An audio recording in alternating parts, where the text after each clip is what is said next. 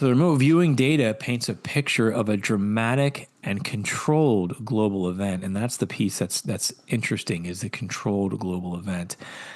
You have energetic activation and cataclysm. There's a robust corroboration for a powerful, explosive release of energy, often originating deep down, underwater, or within the earth. That was Dimmy, Susan, and Coral. This event causes a massive ripple, Dimmy, or shock waves, Susan, that displace vast amounts of water, leading to huge tidal waves and significant land destruction, including landslides and land ruptures.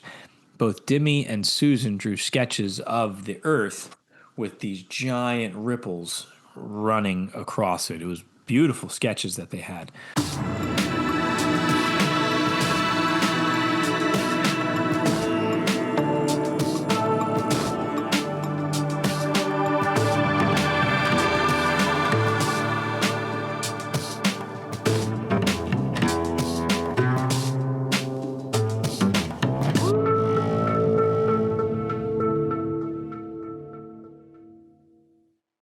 Are we facing the risk of a potential global catastrophic event within the next 5 years? If you've followed our work on the Rabbit Hole team, we recently completed a project looking at the potential for a catastrophe roughly in the year 2027, but reaching out as far as possibly 2030. The target was tasked by Dad. It was worked by Dimmy, Susan, Coral, and myself. And we all had corroborating data that can be quite concerning. I had an opportunity to complete some analysis that I want to discuss during this podcast here, but I want to send caution when evaluating this data. I was hesitant to even have this conversation and give more attention to this project because sometimes I feel that topics like this could fuel hysteria, or as we talked about in the actual debrief, it could help shape a narrative of manifestation. But at the same time, I feel it's important to give attention to.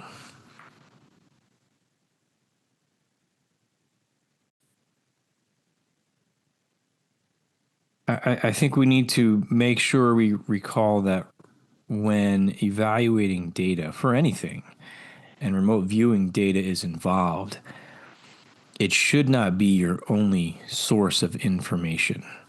There are too many unknowns, and we can never guarantee that a viewer is always going to be accurate in what they're describing. And a viewer's data is never 100% correct.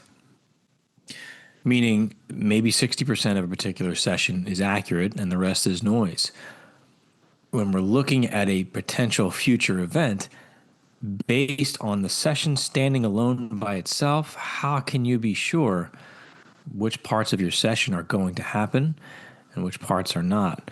We can go by things with the viewer's past history, the viewer's gut instinct, and your own analysis, but really we need to be cautious really in how we consume this data. If you are one who is prone to anxiety or obsessive thoughts over something like this, as exciting as it sounds, I would urge you to turn this episode off. Being upfront, I don't know what to think. I'm not convinced that even though our data has concerning elements, but it also has ambiguous elements in there. And I can't say without a shadow of a doubt that, in 2027, we're definitely in some trouble, or the next 5 years as per the tasking. I can't say that. I'm going to review points of corroboration, and we could look at just our data alone and say the data points to that possibility. But there's so many variables and, again, so many things we don't understand. And I think it's important whether you're an active remote viewer, an intuitive, a psychic, or someone who just consumes information, to stay grounded. And I say that it's a theme that I've talked about on my own platform very recently because that's what I'm experiencing in my life. As somebody who works in education, I had the summer off, and you guys know I'm always paying very close attention to my mental health and the fun journey that's been for me. And this summer, what I noticed when I left the school year, it was such an intense school year, I noticed how calm I felt and how present I felt and how locked into my remote viewing practice I was able to be, and how much I enjoyed spending time with my family and getting things done around the house. And I had this thought and this realization of like, this is what I'm meant to be doing. We get called to our jobs and our work, and it can become all consuming. When I'm at my job, I feel, okay, yeah, I'm meant to be helping people in this capacity. But at times it falls out of balance. And the work-life balance, the work becomes too much. It becomes all-consuming. And now you're so focused on, we'll use remote viewing terms, you're so focused on that signal line, the signal line of everything going on in your professional world.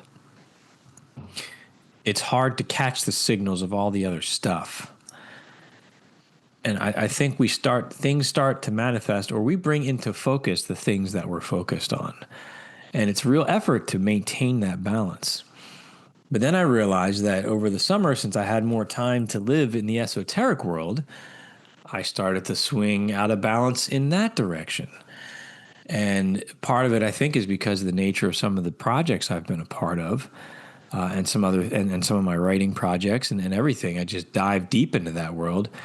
And now what I notice is my data and session starts to skew in some of these directions that may not be a reflection of what I'm working on, or of what I need to be working on.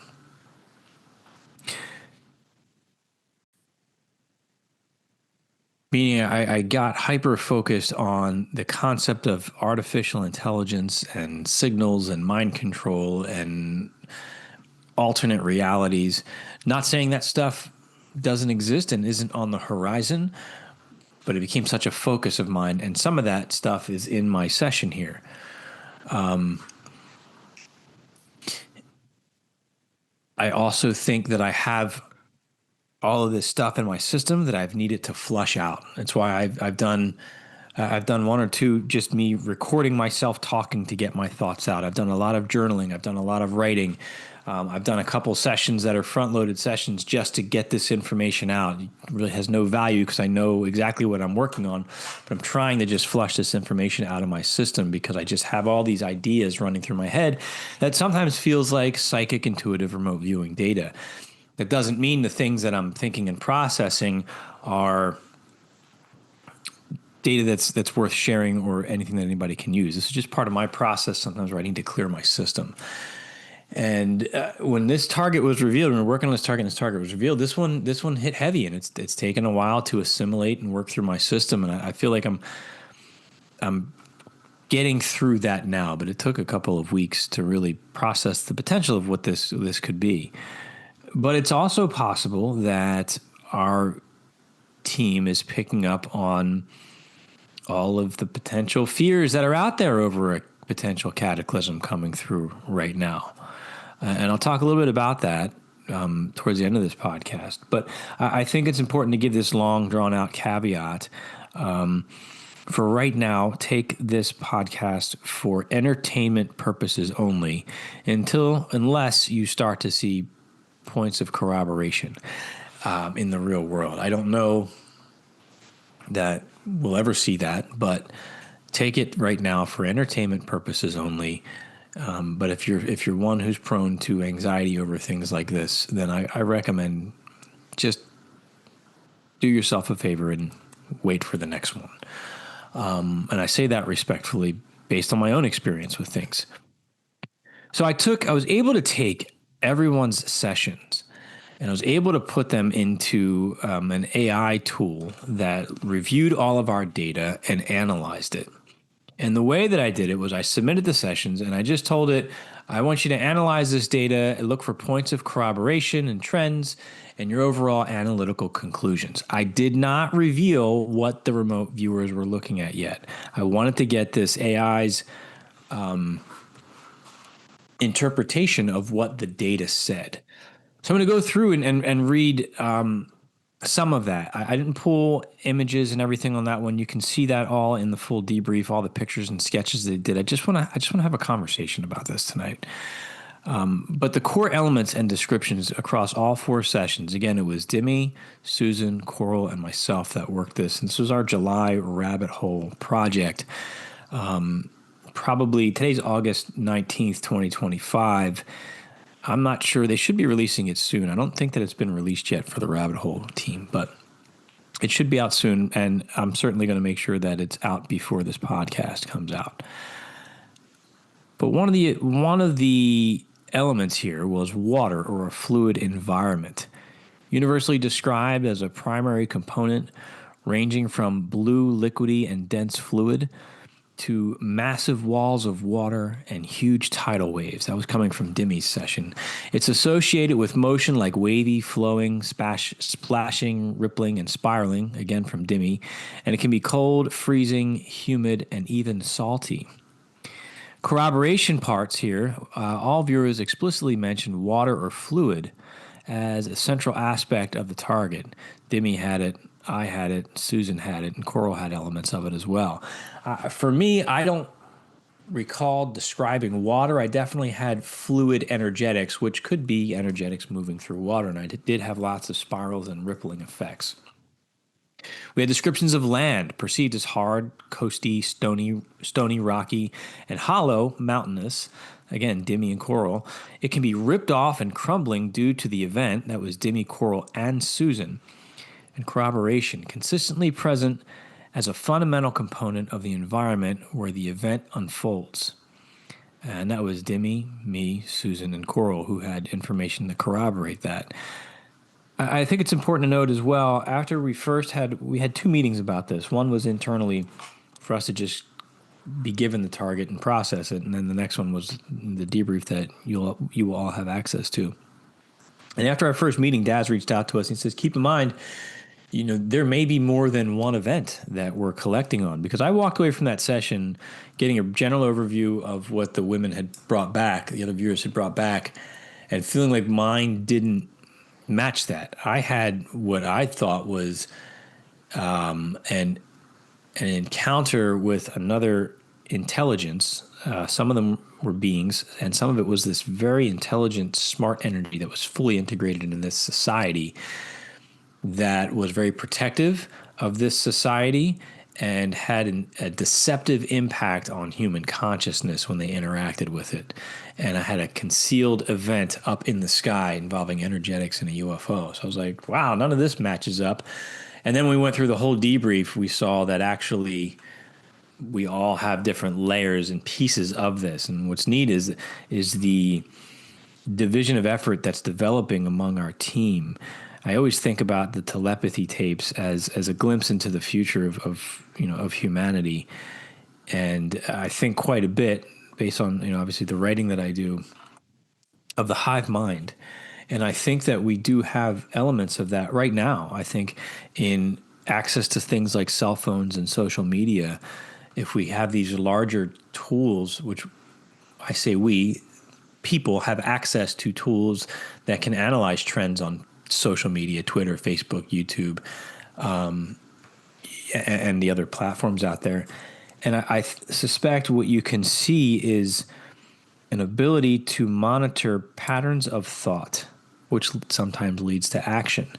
I know in my conversations on this show with Marty Hibbs, he has talked about how human emotion is reflected in the waves of the charts that he looks at in financial and looking at what futures markets are doing. He sees the impacts of human emotions and human consciousness really that's coming through in there.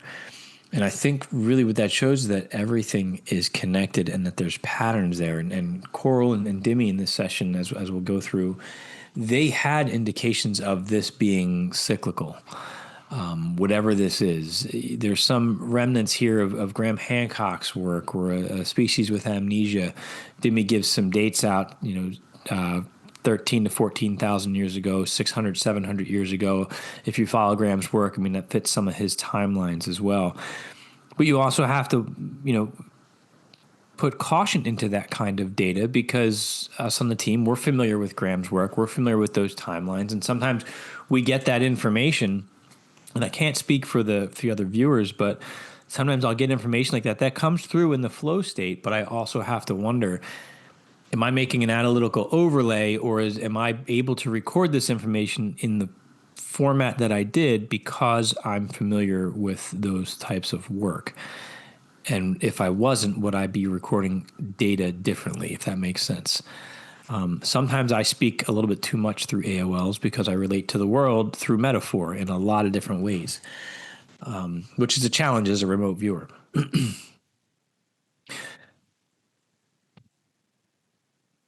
So we notice these patterns and these trends, and we have these connections amongst ourselves. Speaking of our connections, one of the things I noted during the debrief was that three of us presented our data in a very similar way, meaning we made a PowerPoint and pulled out our own trends and patterns in it. And it was just an interesting piece in terms of talking about that division of effort and that hive mindset. A hive mind is able to solve a problem faster than a single mind, right? Because it has multiple minds working simultaneously to solve a problem. And you can have a division, something like a division of work, like we do here on the Rabbit Hole team. We're all out there spending our time, but gathering different information that all fits together, possibly like a puzzle piece to tell a story. Coming back to points of corroboration, we all had energy and motion, described as energetic, flow, dynamic, powerful, and forceful. Dimi had that, I had that, Susan had it, and Coral had it. And it manifests as waves, ripples, pulses, and spiraling patterns. It can be dark, dense, and dangerous. That's Coral's words there. And unusual, very fine from Susan.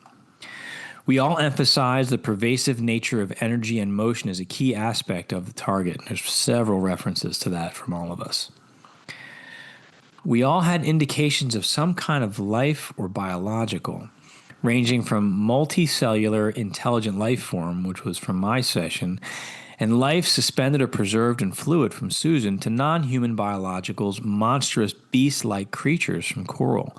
Some are described as soft, fleshy, and velvety from Dimi, or human-like but smaller with pointy features, which was mine. It's interesting, Coral had very, very demonic not experiences, but data points in her sessions. My session, I didn't feel threatened, and that could be for a variety of reasons. One, maybe there was nothing to be threatened by.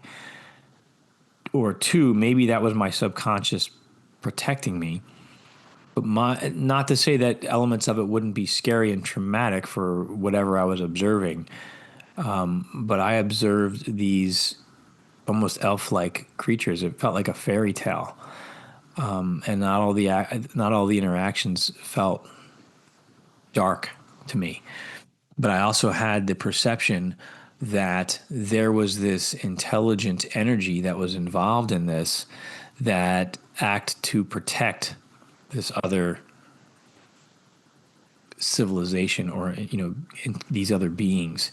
And one of the things it did is it made you docile, and it concealed what was really going on, while simultaneously communicating that you were there to these other beings that were in the area. And it reminded me, in the opposite sense, of if you've watched the Skinwalker Ranch documentaries, where these gentlemen are walking towards something to go explore something, and they're overcome with fear. Now, these are military-trained operators who have been in the most dangerous situations in the world and are trained to suppress that fear.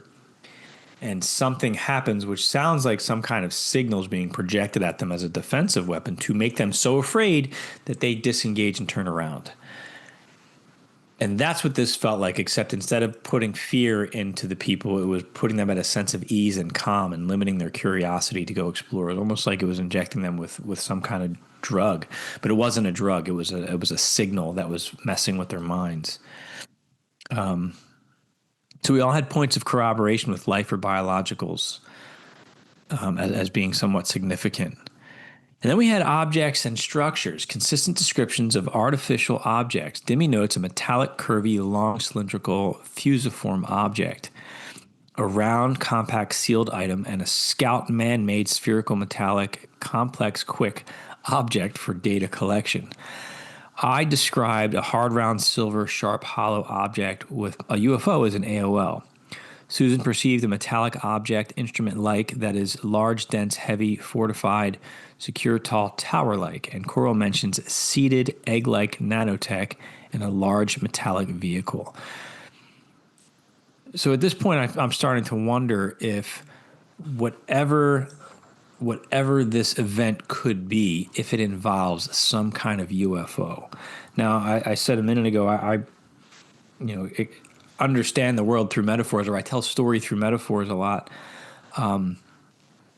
The scene I kept having in my mind, to include the music that was playing or the background sounds, is that scene from Independence Day. Now, if you can think back to the 90s when Independence Day first came out and aliens was like a big thing now, right? The alien invasion scenario was starting to become this big deal. And Independence Day was such a powerful movie. I remember seeing on the screen that scene where we know there's an anomaly coming, you don't know what it is, and you see these rolling clouds, and then all of a sudden, finally, after they built that suspense, the ship comes out of the clouds. And I have several sketches in my session of that moment of seeing a craft coming from the clouds. But I also, as we'll get into, described quite a bit how something is hidden. Maybe it's not a UFO. But based on the corroboration, it seems like we are describing some kind of event that involves a UFO. So there is strong agreement on the presence of a technological, possibly vehicle-like and manufactured object, often metallic, spherical, or cylindrical, and related to data collection or initiation of events. All right, now continuing with the analysis, the event scenario or a global reset. So the remote viewing data paints a picture of a dramatic and controlled global event, and that's the piece that's interesting, is the controlled global event. You have energetic activation and cataclysm. There's a robust corroboration for a powerful, explosive release of energy, often originating deep down, underwater, or within the earth. That was Dimi, Susan, and Coral. This event causes a massive ripple, Dimi, or shock waves, Susan, that displace vast amounts of water, leading to huge tidal waves and significant land destruction, including landslides and land ruptures. Both Dimi and Susan drew sketches of the Earth with these giant ripples running across it. It was beautiful sketches that they had. And also, I wondered, is that indication of an earthquake, or is that like an energetic event that's encapsulating the globe? Because my data was people looking up at the sky and seeing this spiraling shape and energetics up in the sky. The phrase "catch land and rip it" encapsulates the destructive impact. Coral also describes it as explosive, in air, underground, and then in water. Sounds like it would be everywhere. And then this controlled initiation, like an on-off switch. Dimi repeatedly perceives a switch on-off button or activity indicating intentional control over this immense phenomenon. Coral reinforces this by stating that something switches on and the event is planned. There's not a mistake, and she was adamant about that in our debrief. This is not a mistake. They may sell it as a mistake. They may make it sound like it's an accident or unplanned, but she was very clear in her data that they've been planning this for some time. It suggests a deliberate and calculated action. And then we had a funneling or a siphoning. A distinctive pattern of water movement is described as funneling, siphoning, spiraling, and vortexing, creating dimensional vortices of water.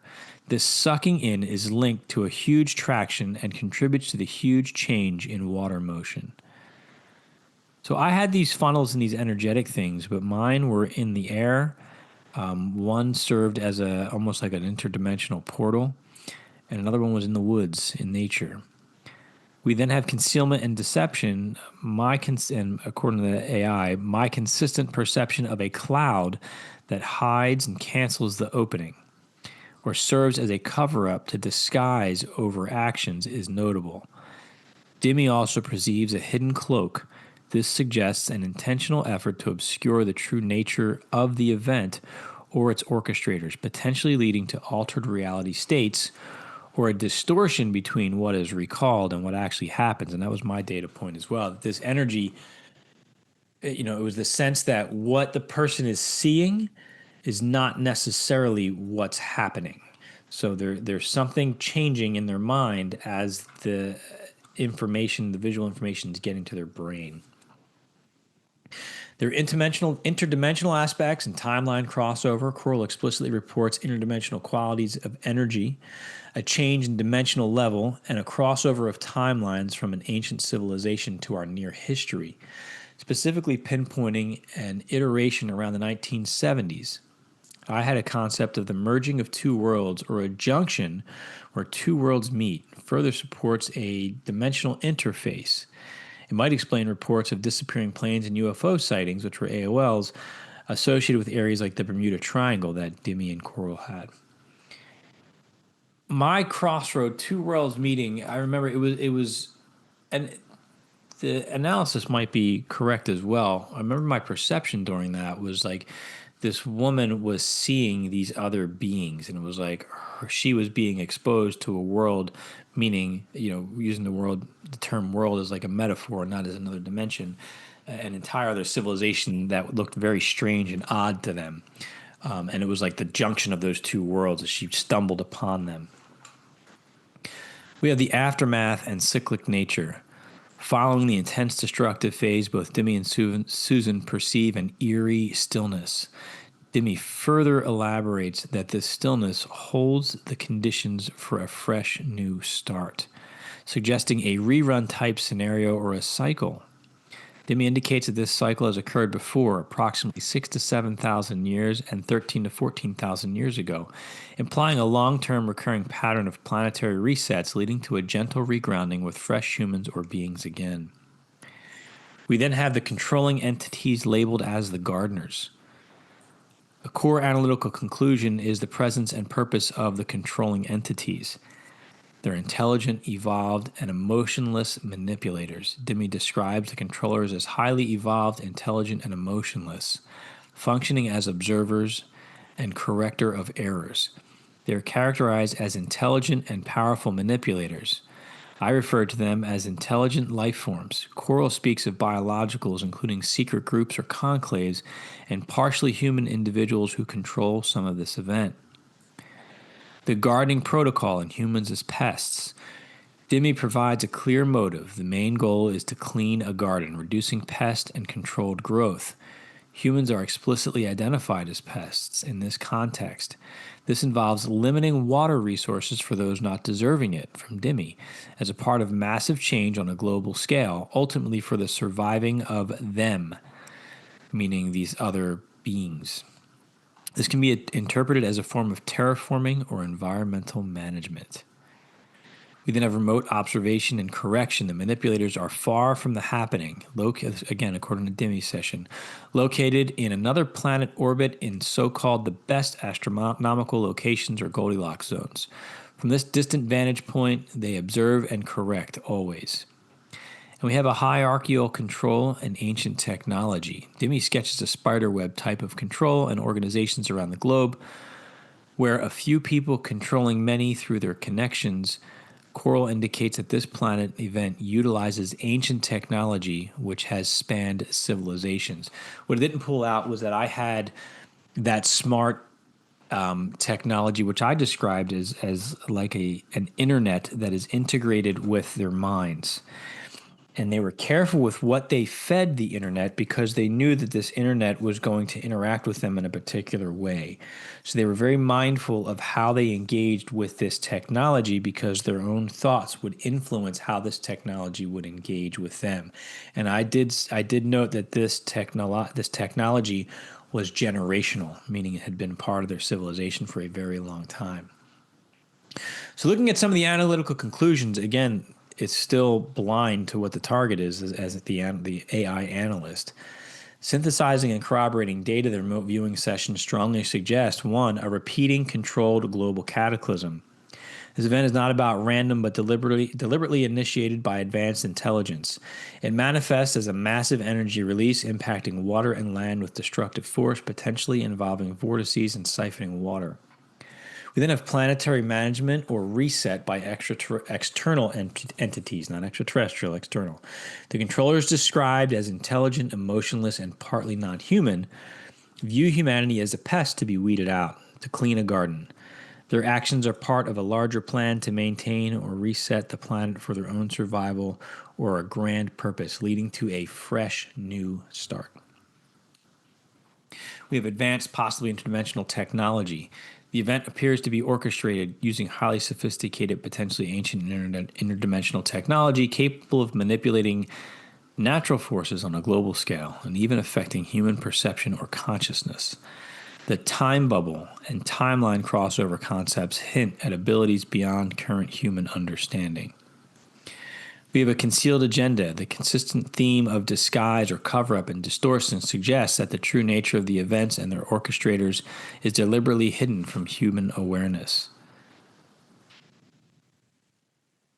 Okay, so then I gave it Daz's tasking. I let it know what Daz's tasking was looking for, which is having us move to describe any potential catastrophic events. You can see it in the full debrief what the tasking was between July 2025 and July 2030. Daz was clear, to report on factual events only, try to avoid any myth stories or anything that's being created around this event, which tends to happen. In hopes of steering our awareness away from the story and towards the actual events, was what he was putting in his tasking. And he also designed this where if we don't see any cataclysms and the intent was on a global scale. So because the fear is, well, we're going to pick up a tsunami, we're going to pick up a major earthquake, or something like that on a local scale or even a national scale could seem catastrophic and awful, but globally it's not a huge deal. So he was very specific, and this is something that's going to impact the entire globe, and he targeted a global impact how it'll impact. Hold on.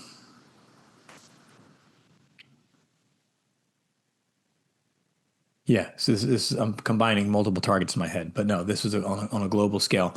So this is something major that he had us going out and looking at. What happens if it doesn't exist? Where do we go? Well, if you've watched The Mothman, we all had our own unique experiences. But so Daz, I think probably inspired by that, Daz gave us an alternate location to go to, which was, I don't want to say it wrong, Monument Valley in Arizona. He never showed us the feedback photo because I guess with ARV type of targets, not that this was ARV, but that can taint our it can get looped into our sessions and contaminate our data, but none of us described that, which I'll get into in a little bit. But so that's how he designed this. So now I copied and pasted his exact tasking into the AI analytical tool, and it says here, the data does describe a potential catastrophic, globally impactful, and society-changing event, aligning with your query's general nature of an event affecting the majority of the population across all levels of society. It's characterized by massive changes in water and land. Descriptions include huge tidal waves, a blasting wall of water that crash land and rip it, landslides, land ruptures, and a piece of land teared up. There's a perception of water going down and no water maps. The event involves explosive energy and force. This energy is sometimes described as a pulse point or an energetic bombs activating deep underwater to create massive ripples and tidal waves. There's a strong sense of environmental control. The event is perceived as being controlled or manipulated by intelligent entities. These entities are described as life forms or observers who are virtually not existing and are located far in another planet's orbit. Their purpose is to clean a garden where humans are pests by limiting water resources and wiping those pests through switching on and off certain openings. This suggests a deliberate and planned action, not a mistake. The event has a cyclical nature described as a rerun type scenario. It's seen as a natural habitat or punishment to clear, cut, start over, and allow for a gentle regrounding with fresh humans or beings again. Looking at the global impact, the effects are perceived as global with repercussions and reverberations felt around the world. The visual of a planet turning from water-filled to waterless strongly implies a worldwide impact. I think that was one of Demi's sketches. The manipulators are described as affecting global decisions. All right, so here's where it gets interesting, and I'm not sure how I feel about this.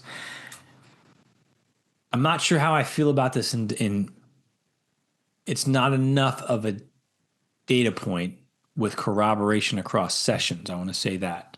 But I think it's important to share.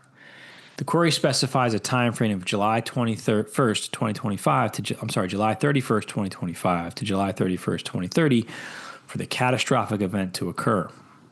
While the remote viewing sessions themselves were conducted within this period, and then it goes and lists when we did these sessions, which were all in June and July of 2025. A key piece of data directly addresses the timing of the next event in the perceived cycle. Demi's session indicates a cyclical pattern, with the next one occurring 150 to 300 years from where she drew a timeline. She wrote, "I am here now," and then assuming "I am here now" refers to the time of the session, this places the next event in the range of approximately 2175 to 2326, which is significantly outside the specified 2025 to 2030 timeframe. Coral notes that a past iteration of this event happened in the 70s, reinforcing the cyclical nature, but not pointing to a near future occurrence within your specified window. So, at face value, maybe that's exactly what happened, is that we didn't find anything within those 5 years, so we all spread out in the future to find the glowing, luminous, catastrophic event that's big on the timeline ahead in the future. And maybe that's what it is. And maybe Coral went to the past, but I didn't see anything of this nature in the 70s. Maybe we all went to the future, far out into the future. Or maybe we're misinterpreting Demi and Coral's data. Maybe the analyst is misinterpreting their data. It's ambiguous. So I don't know. You can take that how you want. Does it indicate that nothing's happening in the next 5 years and we're good for the next 150 to 300 years? Hopefully that's what it means. But I just don't know because we didn't consistently do timelines for the team. We didn't. Demi, intuitively felt to write that down, and maybe that's the division of effort. Maybe that is important that Demi did it. I wrestle with. I don't want to say ego. There's a part of me. My favorite genre is post-apocalyptic movies. I just can't help it. It's my guilty pleasure. And so part of me, not conceptualizing the seriousness of something like this, doesn't want it to be 150 years out. Not that I want the world to end and any of this stuff to happen, but there's a part of me that wants to dismiss that data point and ignore it. But I think I'd be doing a disservice if I did. I think it's something we need to take into consideration. And it's also interesting with the way this stuff works. It's like, man, why we've got very talented remote viewers. Why is it so hard to actually just sit down with consistent reliability and say, in 3 years, this is what's going to happen? It just doesn't work that way. And I wonder if it's by design that we get these data points on events like this that still leave us wondering, having to make our own decision as to what might happen. And maybe that speaks, I'm getting philosophical here, friends. Maybe that speaks to the nature of our own reality. And I think it speaks to our greatest defense in terms of can we make a choice in terms of which timeline we're going to step into or what we're going to manifest, which is why I was nervous to share these sessions in the beginning, because if we are truly conscious creators, and I believe that we have that ability that we have forgotten how to harness, but collectively, I think this is where a lot of the manipulation happens in this world through the media and through Hollywood. If we could be aware with focused intention, I think we could manifest the future we want to see. So even if you're looking at this data and going, yeah, that sounds like it's going to happen, I do believe that you could also spend some time and create, visualize, and then manifest a better way forward. I do believe that truly. That applies to whether this event happens or not, whether we end up in World War III, anything. We have that ability. We lack the ability to organize on a larger scale and focus our consciousness together. That would be an amazing feat. So the conclusion, according to the AI analyst, is that the data describes a catastrophic, globally impactful event that is controlled and cyclical. However, the explicit timeline information from the sources indicates that the next occurrence of this event is projected to be hundreds of years in the future, not within the 2030 timeframe specified in your tasking. Therefore, based on the provided data, a matching catastrophic society, a changing event that occurs within the target timescale of July 31st, 25 to July 31st, 2030 is not supported by timeline detail sources. It also says, given the condition that if no matching catastrophic society changing events occur within the target timescale, the viewer will only describe and sketch Monument Valley, Arizona, as per the feedback photo is met. I must report on Monument Valley. However, the provided sources do not contain any information or descriptions on Monument Valley, Arizona. So in regards to the dates that Dimi gave out there, I think the other piece that's tough to absorb with that, and it's no criticism of Dimi, it's a criticism of the analytical tool, is that it's an AI tool right now that is using logic and it's not intuitive. I look at that and go, two things.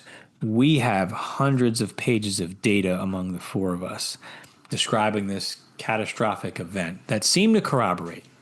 Maybe we're piecing things together that don't need to be pieced together. If nothing happens within those 5 years, we were supposed to describe that location in Arizona, and none of us described that. In that tasking, I would feel that safeguard, nothing happened in the next 5 years, should bounce us to Arizona, and it didn't. So maybe there's another connection to Dimi's date within the data. And maybe what our data is suggesting is that within the next 5 years, we may experience something serious and catastrophic. There are multiple ways to interpret this data. And as I said in the beginning, it's important to stay grounded in reality. This should be for entertainment purposes only. As I don't want to say this was stressful or anxiety inducing, because it gives a negative connotation. I've enjoyed this experience, even though it put stress on my mind afterwards. And I'm wondering if this is what led to my insomnia that was I'm still dealing with it a little bit, but it started when I was doing this project. I enjoyed it because of the experiences I've had, not just working the session, but the conversations and then the thoughts and the processing and the assimilating of that data that came since I completed this project. There's spiritual growth that happens for me when I work projects like this. So it wasn't this awful traumatic experience, but it was an intense spiritual experience for me in considering the possibility that maybe we are seeing something. But then again, maybe we're not. So I can't say it enough. I'm not claiming that my data is correct. I'm not claiming that my data is accurate. I'm claiming that we have data that may indicate a catastrophe, but it may indicate something else, some other phenomenon that we don't yet understand. And I'm curious to see. My last point that I'll make is that I found this very interesting that I shared in the debrief. In 2022, I was remote viewing for just a couple of years then, still considered myself an extreme novice. But I experiment and I explore. And what can I do with this? And I like to look ahead into my own life. What does the future hold for me? And I typically about once every month and a half, I look ahead into my own future in my personal life. I pulled away from world events and all that stuff for reasons I've talked about before. I just look ahead, and sometimes I get literal events of things that are going to happen, and sometimes I get very profound spiritual insights about myself. I become a philosopher. I love when I can get in that state of flow and write these abstract philosophical statements that relate to things that are happening in my life. It's a beautiful experience for me. So randomly in 2022, I just said, I want to see how far out I can go, and I'm going to design this whole project, and I'm going to target the year 2027. So I heard all this stuff, and the data was relevant to my personal life and where my personal life might be in the next, now 2 years from now, back then 5 years. But towards the end of my session, there's 3 data points where I drew a giant all-seeing eye in the sky, a giant vortex that I described as a wormhole or a portal, and a UFO abducting 2 people up over a building. My experience, though, described it as this is joyful and there's love here, which is consistent with the woman who, oh man, aha moment, who encountered that energy that made her feel good and docile. Oh, God. So my initial interpretation of all that was, maybe this isn't so bad. But now I'm wondering if I'm just tapping into the feelings and experiences as a result of this energy hitting somebody. I really don't know. I'm going to have to think on that right now. And I also have to wonder if, a few things. Am I sending myself a message because I've been working to establish pathways between my perception of future consciousness and my present consciousness? And some of these sessions I'll check in, over the years, over the months, because they evolve for me and I get more and more information from them. I think I've created communication with myself at varying points in time. Are we connected with this rabbit hole group, with me and Daz and the rest of the crew, especially through this project where not only did a signal come out for me in 2022 to collect corroborating data, which forces me to pay attention to it a little bit more, because I wonder if this is going to affect my personal life, if these are experiences I'm going to have directly involved in this. But also getting to Daz to have him task this target that happens to possibly have personal significance to me. I won't know until 2027. Sorry, I'm piecing this stuff together now as I'm looking at this. Maybe there's something big there. And I know some of that is my ego talking, because it's pretty cool. It really is, regardless of, if that's what's going on. And I like the mystery and the intrigue and what does it mean. But we'll see. So overall, friends, proceed with caution. If you haven't done so already, I highly encourage you to check out the full debrief for the near future event in between 2025, I think it's 2027. I forget how they labeled it, but between 2025 and 2020 and 2030.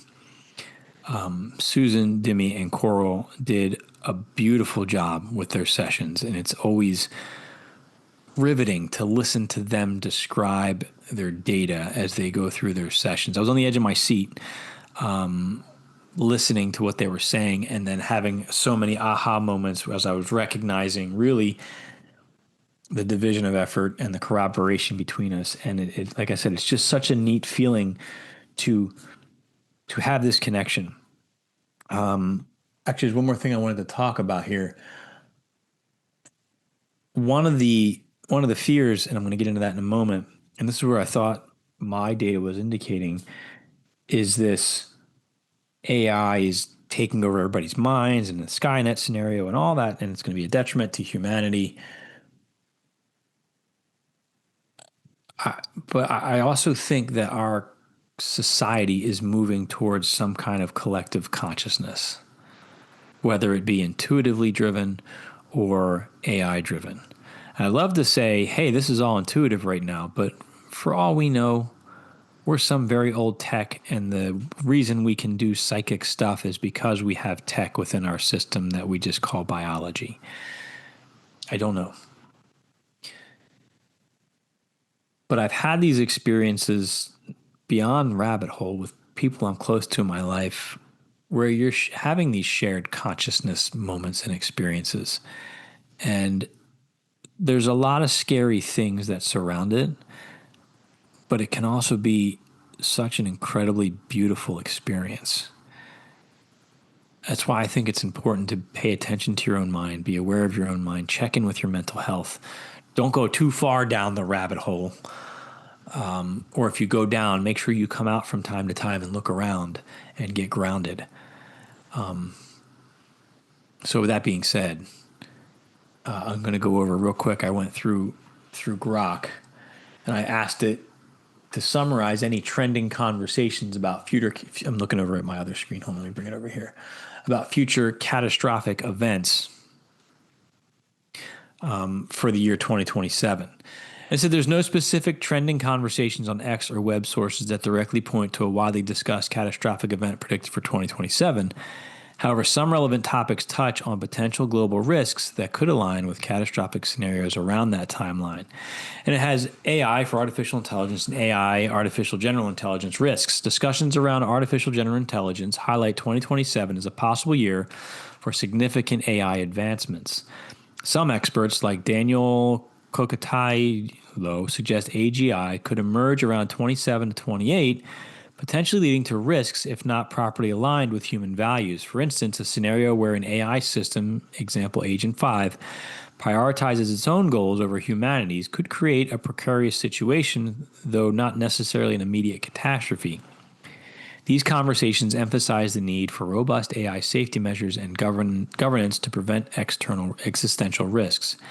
And then we have climate change and global catastrophic risks. Broader discussions about climate change include warnings about increased risks of extreme weather, food system shocks, or ecosystem collapse. A UN report notes that human activity is pushing planetary boundaries, raising the likelihood of events that, like simultaneous droughts and floods in major grain-producing regions, which could lead to mass starvation or economic crisis.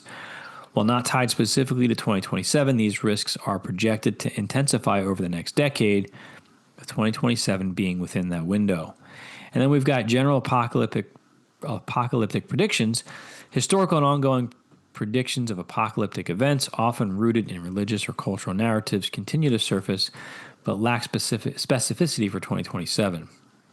These discussions tend to focus on general themes like societal collapse or natural disaster, driven by fascination with end-time scenarios, but no concrete 2027 event is trending. So nothing specific coming through right now based on what Grok is saying, but Grok might be in on it. I'm just kidding.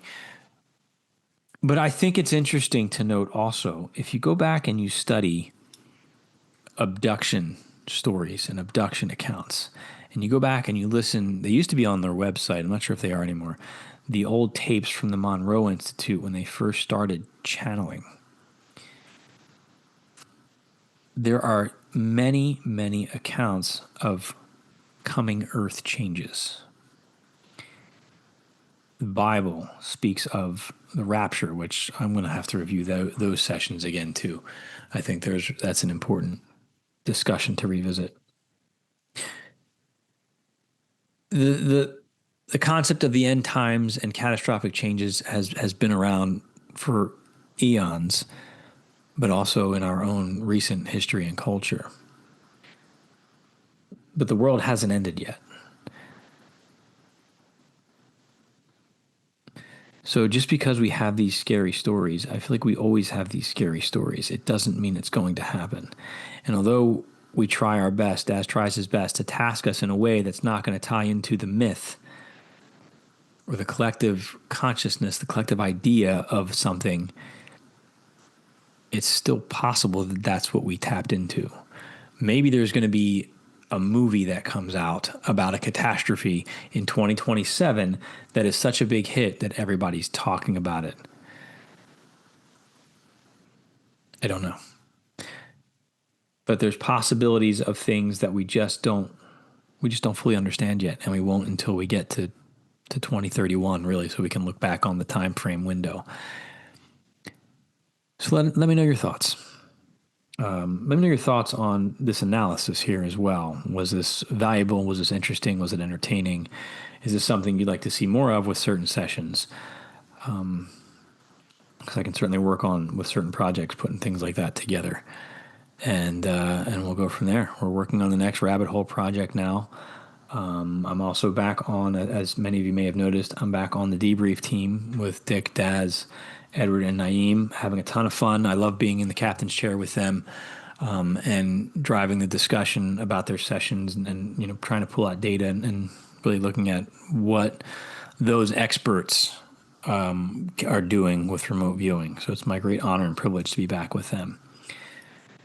So many more fun adventures to be had, my friends, and I look forward to sharing them with all of you. So on behalf of the Future Forecasting Group, I'm Dennis Nappi II. Thanks for watching. Watch the full debrief at ffgrv.com